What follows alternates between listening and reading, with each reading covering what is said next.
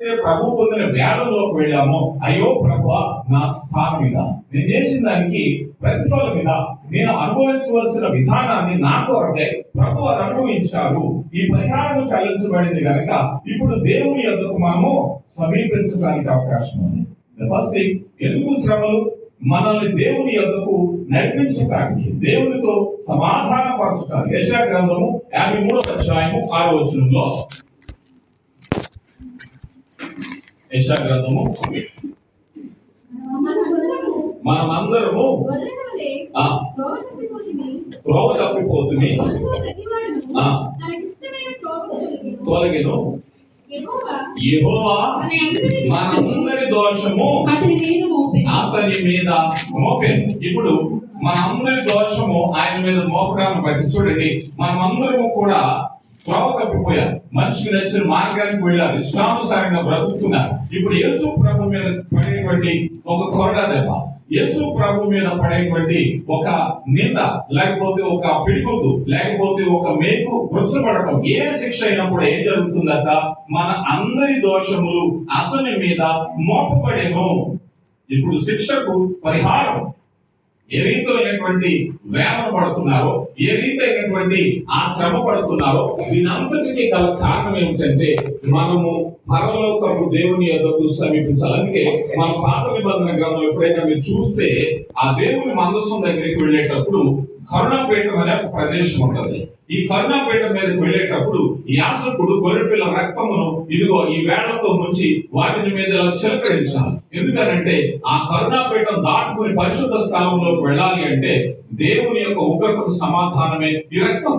ఈ రక్తం మనిషి నేరుగా దేవుని సమీపించలేడు, కానీ పరిహారాన్ని చూపించి ఆ రక్తాన్ని అక్కడ చిందించినప్పుడు, అయ్యా మా విధేయతను బట్టి, మా పాపాన్ని బట్టి, మా అక్రమాన్ని బట్టి ఇదిగో ఈ గొర్రెపిల్ల రక్తాన్ని ఇక్కడ చిందిస్తున్నా, పరిహారం అనేది కనిపిస్తుంది కనుక నేను పరిశుద్ధ స్థలంలోనికి అడుగు పెట్టగలను.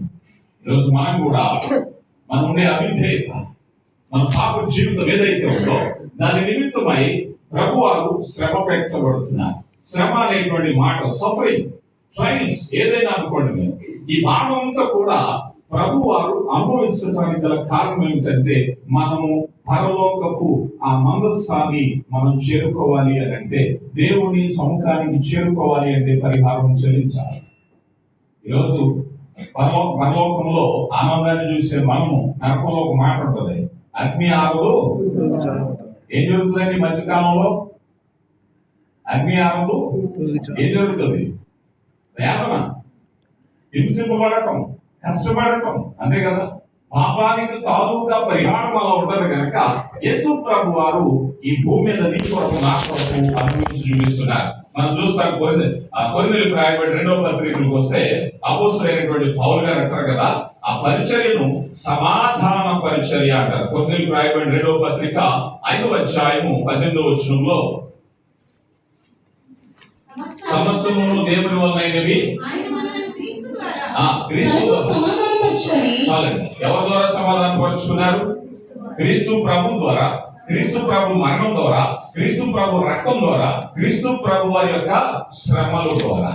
క్రీస్తు ప్రభు అనుభవించిన శ్రమలు ఏదైతే ఉన్నాయో, ఈ శ్రమలన్నీ కూడా ఏం చేస్తున్నాయంటే ఇదిగో దేవుని సహవాసానికి మనం నడిపిస్తూ ఉన్నాను. ఈరోజు క్రీస్తు ప్రభు శ్రమలను బట్టి నువ్వేమనుకుంటున్నావో, కొంతమంది జాలు పడేవాడు ఉన్నారు, కొంతమంది బాధపడేవాడు ఉన్నారు. అయ్యో ప్రభా, నీకు ఎంత కష్టం వచ్చిందా? ఇది కొరడా దెబ్బలు వచ్చారా? ఎంత వేదన పెట్టారా?